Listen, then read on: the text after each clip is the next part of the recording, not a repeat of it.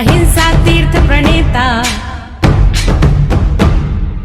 अहिंसा तीर्थ प्रणेता, जय जय हो भारत गौरव राष्ट्र संत प्रमुख सागर। स्वर्णिम स्वर्ण जयंती का अवसर ये महान है, मिलकर हम मनाएंगे गुरुवर देश की शान है प्रमुख सागर। जय हो गुरुवर प्रमुख सागर, जय हो गुरुवर।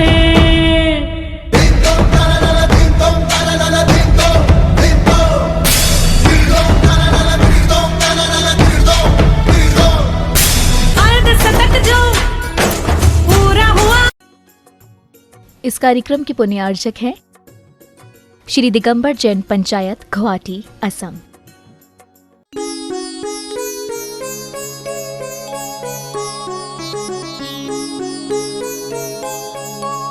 और बहुत तेज धारा से बाढ़ बह रही है, एक पैर रखूंगा तो हम बह जाएंगे। संत ने बोला, तुम क्या बोलकर नदी पार कर कर आए थे? उन्होंने कहा था कि अगर संत महात्मा उपासे हों तो हमें रास्ता दे दो। उन्होंने बोला कि हमने कहा था नदी से कि संत महात्मा उपासे हों तो हमें रास्ता दे दो। नदी ने तुरंत रास्ता दे दिया था और हमने आपको भोजन करा दिया, क्योंकि मेरी प्यास है, मेरी आस है कि आप हमारे आश्रम के पास रहते हैं, नदी हमारे प्यास में रहते हैं, तो हम आपको भोजन रोज कराएं। बड़े पुण्यशाली होते हैं वो लोग, बड़े सौभाग्यशाली होते हैं वो लोग जो नगर में संत रहने के साथ साथ उन्हें रोज आहार देते हैं, क्योंकि भगवान हमारे भोजन नहीं करते हैं, हमारे भगवान आहार नहीं लेते हैं। जो चलते फिरते संत होते हैं, भगवंत होते हैं, त्यागी वृत्ति होते हैं। अगर हमने अपने भोजन के पहले उन्हें आहार करा दिया, भोजन करा दिया, तो हमसे ज़्यादा पुण्यशाली जीव और कोई नहीं होगा। ये विचार करना, सारे काम तो दुनिया के चलते रहेंगे, ना हो सके तो कम से कम आहार देखने का तो पुण्य लुटो। कैसे वो आहार करते होंगे? वो भी ना हो पाए तो इतना तो बना ही लेना नियम कि महाराज नगर में हैं या नहीं भी हैं तो हम जब तक उनके आहार नहीं होंगे तब तक भोजन नहीं करूंगा, ऐसा भी नियम बना सकते हो। विचार करना, जब उनके पास वो नदी से लौटने लगे तो उन्होंने कहा अब मैं क्या करूं? उन्होंने कहा जो कहकर आए थे ना वही कह के वापस चले जाओ। उन्होंने हम कह के तो आए थे कि संत महात्मा का आहार कराना है, भोजन देना है, तो हमने आपको भोजन दे दिया। वो उपवासे हैं तो उनको भोजन दे दिया, अब मैं वापस जाऊं यही बोलकर? उन्होंने कहा हाँ, उनसे बोलना नदी से अगर संत महात्मा उपवासे हों तो हमें रास्ता दे दो। उन्होंने कहा महाराज ये कैसी बातें कर रहे हो आप? अभी तो मैंने आपको भोजन कराया, अभी तो आहार कराया, और फिर ये बात नदी से बोलेगे तो नदी बोलेगी ये मूर्ख है क्या? अभी तो आहार करा के आया है, भोजन करा के, अब काय का उपवास? ख्याल करना। उन्होंने कहा जाकर बोलो तो। जब वो लोग, वो श्रावकों ने आके नदी से आकर बोला कि संत महात्मा उपवास हो तो हमें रास्ता दे दो, नदी ने फिर रास्ता दे दिया। उनको तो गजब लगा, यार इतना आहार कराया उसके बाद भी फिर नदी कह रही कि अब हमने नदी से बोला उपवासी हो तो रास्ता दे दो। वो नदी पार करके आए और पहले संत से पूछा कि ये नदी ने हमें फिर भी रास्ता दिया कि जब हमने भोजन करा कर आए और लौट कर आए तो भी नदी ने हमें रास्ता दे दिया। संत ने इतना ही कहा, तुमने केवल उनकी शरीर की भूख मिटाई है, उनके अंदर आत्मा में परमात्मा बनने की भूख अभी तक बैठी है, परमात्मा बनने का उपवास उनका बैठा है। इसीलिए वो कभी तुम्हारी इस भूख से, इस क्षुधा से, इस सामग्रियों से खुश होने वाले नहीं हैं। विचार करना, जिसको आत्म तत्व में जागने की प्यास होती है वो संसार में हमेशा प्यासा ही रहता है। वो संसार के क्षणभंगुर खुशियों में अपने आप को नहीं लगाता है, संसार के छोटे मोटे पदार्थों में वो अपने जीवन के समय को नहीं गंवाता है। ख्याल करना, जानते हुए भी नहीं जानता है, देखते हुए भी नहीं देखता है, बोलते हुए भी नहीं बोलता है, सोते हुए भी नहीं सोता है। श्रावक में और संत में कितना अंतर है, इतना ही अंतर है। श्रावक बैठे बैठे भी चल रहा है और संत चलते चलते भी रुका है। श्रावक मौन रहकर भी बोल रहा है और संत बोलकर भी मौन है। श्रावक उपवास करके भी खा रहा है और संत भोजन करके भी उपवासी है। श्रावक विचार करके रखना, श्रावक दुनियादारी से बचकर भी दुनियादारी में लगा है और संत दुनियादारी में लगकर भी अपने आप में लगे हुए हैं। क्या कारण है? इसका कारण केवल इतना ही है, अगर आपने राग और द्वेष छोड़ दिया तो समझ लेना आज भी तुम्हें भाव मोक्ष हो सकता है। आज राग और द्वेष छोड़ना वो भी मुश्किल है, लेकिन मैंने उसके लिए तरीका बताया आपको कि राग और द्वेष नहीं छोड़ पा रहे हो तो हर अच्छी वस्तु से राग करो, शुभ लोगों से राग करो, शुभ क्रियाओं से राग करो। नहीं छोड़ पा रहे हो, मन में आता है। अब बनिया व्यक्ति होता है ना, व्यापार ना चले तो इस थाली का उस थाली में, इस द्रव को उस द्रव में करते ही रहता है। तो आप क्या करो, अपने राग का तरीका बदल दो। शिव खेड़ा ने जीत आपकी एक पुस्तक लिखी, उसमें लिखा है जीतने वाले कोई काम अलग नहीं करते हैं।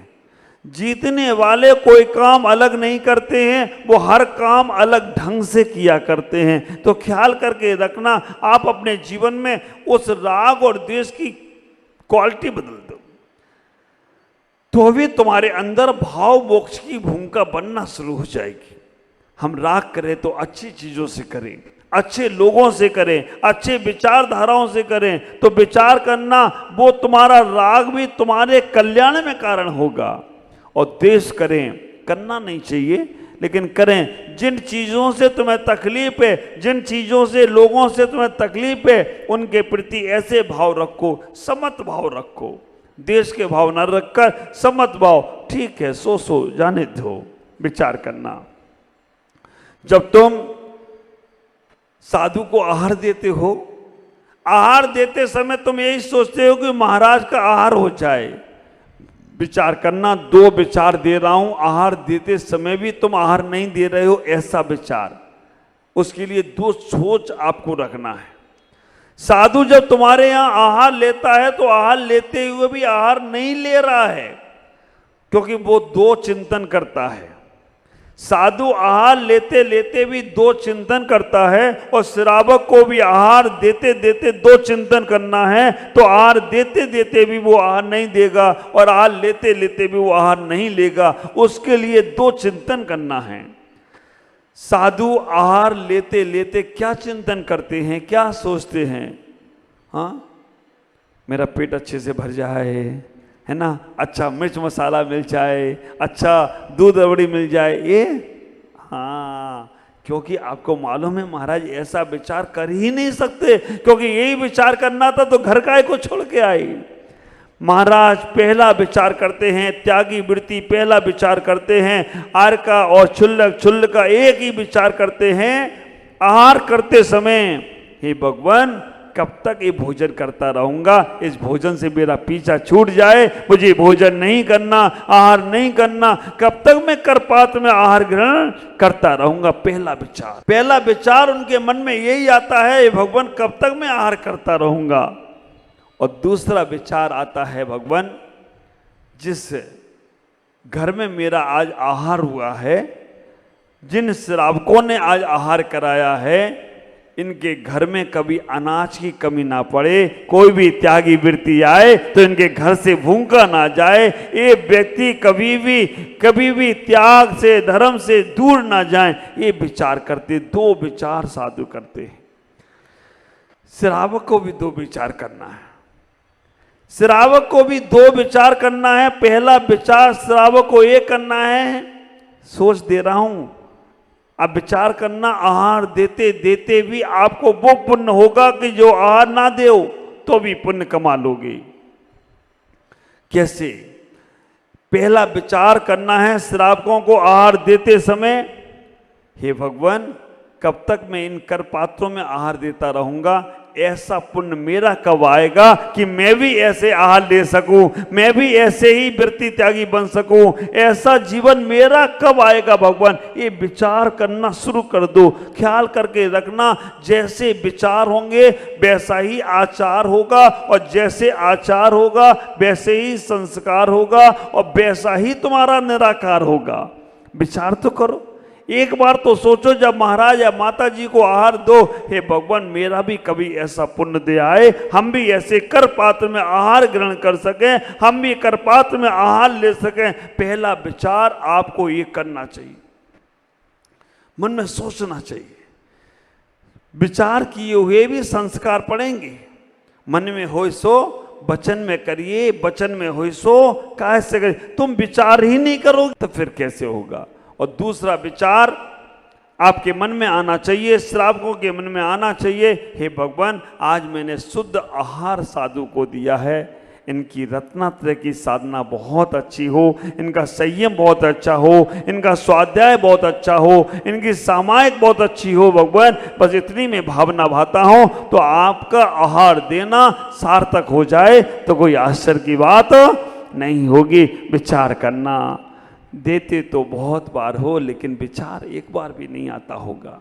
करें, ख्याल करो, जीवन में इतना ही सोचने का प्रयास करना कि तुम्हारा जीवन तुम्हें सब कुछ दे सकता है, करते हुए भी नहीं करने की प्रेरणा देता है। हमारे आचार्यों ने तो कह दिया कि अंधे, लंगड़े और गूंगे बन के रहो। हाँ, अब ऐसा बोला जाए तुम अंधे बन जाओ, तुम लंगड़े बन जाओ, तुम गूंगे बन जाओ तो कहोगे महाराज ये कैसा हमें आशीर्वाद दे रहे या अभिशाप दे रहे? ख्याल करके रखना, अंधा, गंगा, गूंगा, लंगड़ा, बहरा, आचार्यों ने कहा कि अंधे, गूंगे, लंगड़े, बहरे बन के रहो तो तुम्हें पाप का असर नहीं होगा। जहां पाप कार्य देखने को मिल रहा हो अंधे हो जाओ, जहां कुछ गलत बातें सुनने को मिल रही हैं बहरे हो जाओ, जहां कुछ गलत बोलने का मौका आ रहा है गूंगे हो जाओ, और जहां तुम्हें गलत जगह ले जाया जा रहा हो वहां लगड़े हो जाओ, और जहां तुम्हारे हाथ गलत काम करने को प्रेरणा दे तो लूले हो जाओ। ख्याल करके रखना, वो तुम्हारा नाटक का अंधा, बहरा, लूला, लंगड़ा बनना तुम्हारे कई जन्मों के पापों को काटने में कारण बनेगा। हाँ, कई बार आप लोग देखते होंगे टीवी में या कहीं पर जाते होगे मार्केट में, भीख मांगने वाला होता है ना, चल सकता है लेकिन उसको मालूम है आदमी की सिंपैथी किस में आती है। लंगड़ा व्यक्ति हो तो उसको देने में ज़्यादा अच्छा लगता है, पैर ही नहीं हो जिसके उसको देने में अच्छा लगता है। ख्याल करना, उस समय वो तुम्हें मूर्ख बनाने के लिए अपने पैरों को मोड़ लेता है और ऐसा कर लेता है कि हम चल ही नहीं सकते, हम असहाय हैं, तो आपको दया भाव आती है, आप उसकी मदद करते हो। पैसा कमाने के लिए वो ये सब नाटक करने को तैयार है, तो तुम कर्म निर्जा करने के लिए अंधे, लगड़े, लूले, बहरे बन जाओ तो कोई आश्चर्य की बात नहीं है। कहना तकलीफ है हमको, आज नहीं हम कर सकते ये काम, वो कहे कि चलो पिक्चर देख लाएं, भैया मैं आज आंखों में थोड़ा इलाज कराना है, थोड़ा सा आंखों में पानी ज़्यादा आ रहा है। वो कहे कि तुम्हें मालूम है फलाने ने ऐसा किया, ऐसा, अभी कुछ सुनाई नहीं दे रहा है, कान में मशीन लगाए तब तुम सुनाना, तब सुन लेंगे हम। विचार करना, तुम वो बोले कि भाई ये गलत काम हो रहा है, तुम इसमें क्या तुम्हारी राय है? अभी मेरा 1 घंटे का मौन है ना, गले में थोड़ी खराश हो गई थी, तो बाद में बात करेंगे। ख्याल करके रखना, आपके भाव जब ऐसे होने लगे तो वो तुम्हारा सब का सब पुण्य में कारण होगा। ये बच्चे बड़े होशियार होते हैं, स्कूल नहीं जाना है तो घर में जाके कह देते हैं कि आज मास्टर के घर में कोई एक्सपायर हो गया है, इसलिए आज छुट्टी है, स्कूल नहीं जा सकते। और होमवर्क पूरा नहीं हो तो स्कूल में कह देते कि आज हमारे घर में कोई ऐसी प्रॉब्लम आ गई थी इसलिए हमने होमवर्क नहीं कर पाया। अब एक बच्चे को नहीं जाना था स्कूल, 3-4-5 दिन नहीं जाना था, तो वो स्कूल में बोल आया कि मेरे दादाजी एक्सपायर हो गए हैं तो हम अब 5 दिन स्कूल नहीं आ पाएंगे, एक्सपायर हो गए, खबर आई है। ठीक है, स्कूल के टीचर वो अपने घर के बाहर बैठा था दादाजी के साथ, और घर के बाहर बैठा था दादाजी के साथ, उसी में स्कूल के टीचर आ गए। और टीचर आए तो दादाजी ने बोला, बेटा तो छुप जा, क्योंकि टीचर आ रहे हो तो छुट्टी लेके आया वो बीमारी का, और वो अगर देख लेंगे तो तेरे को फिर स्कूल में डांटेंगे। बच्चा बोला, दादाजी छुपना मुझे नहीं ना तुम्हें, क्योंकि मैंने तुम्हारे मरने की छुट्टी ली, आप विचार करके रखना। मैंने तो कहा कि दादाजी नहीं है इसलिए तो छुपो तुम जाके, नहीं तो वो देख लेंगे होंगे दादाजी तो जिंदा। मेरे साथ एक लड़का आया था इंदौर का, संघ में सेवा करने के लिए, प्रतीक नाम था उसका। उसको घर जाना था। उसने कहा, महाराज जी ऐसे तो जाने नहीं देंगे हमको घर, क्योंकि घर वाले बोल दिए थे घर में बहुत शैतानी करता है, इसको छोड़ना नहीं, जब तक मैं नहीं बोलूं तब तक। मैंने कहा ठीक है। उसे घर जाना तो आया और रोता हुआ चेहरा बना के कि महाराज मेरी बुआ जी एक्सपायर हो गई हैं, मुझे जाना है घर। अब ऐसे समय में मैं उसकी नहीं सुनूं तो फिर क्या ऐसा होगा, और अभी निकलना है। मैंने पहुंचा दिया। 15 दिन के बाद वो घर वालों ने कहा कि तुम क्यों आ गए, चले जाओ महाराज के पास रहना। मेरे पास फिर आ गया। हमने कहा ठीक हो गया, हाँ महाराज सूतक पातक खत्म हो गया, पूजा पाठ हो गया, विधान पूजा हो गई, अब मैं आपके पास ही रहूँगा, अब नहीं जाऊँगा। 2-4 दिन बाद फिर बोला, आज मेरे फूफा जी एक्सपायर हो गए। मैंने कि ये क्या लगा रखा है इसने। मैंने फ़ोन लगवाया, मैंने कि पता करो, तो बोले ना बुआ जी मरी ना फूफा जी मरे, इसको तो यहाँ घूमने आना है इसलिए बार बार छुट्टी मांग रहा है।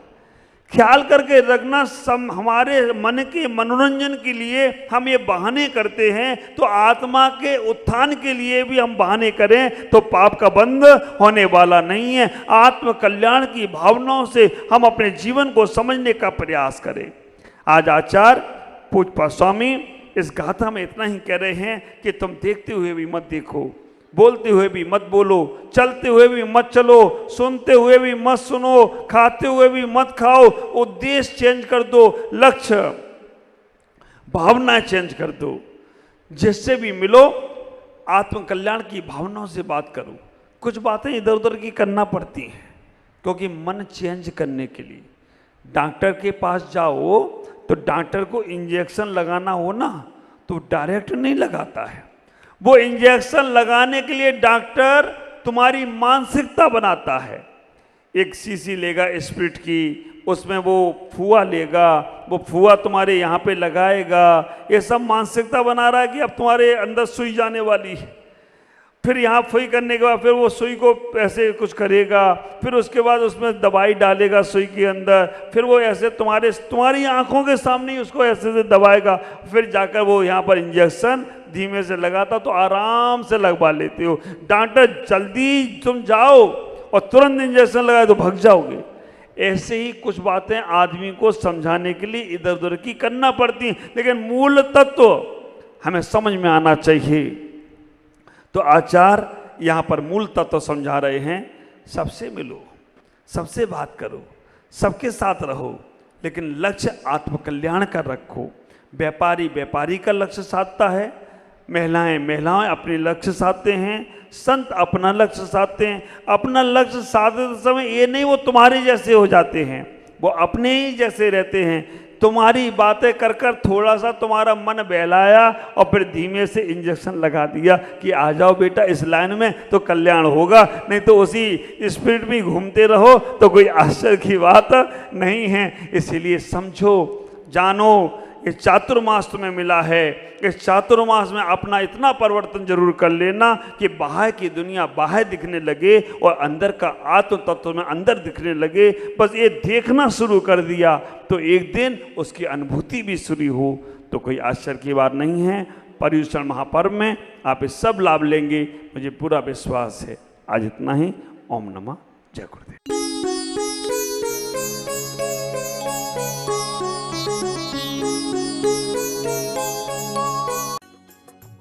इस कार्यक्रम के पुण्यार्चक थे श्री दिगंबर जैन पंचायत गुवाहाटी, असम।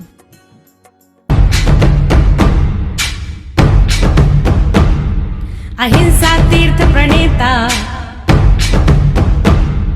अहिंसा तीर्थ प्रणेता, जय जय हो भारत गौरव, राष्ट्र संत प्रमुख सागर, स्वर्णिम स्वर्ण जय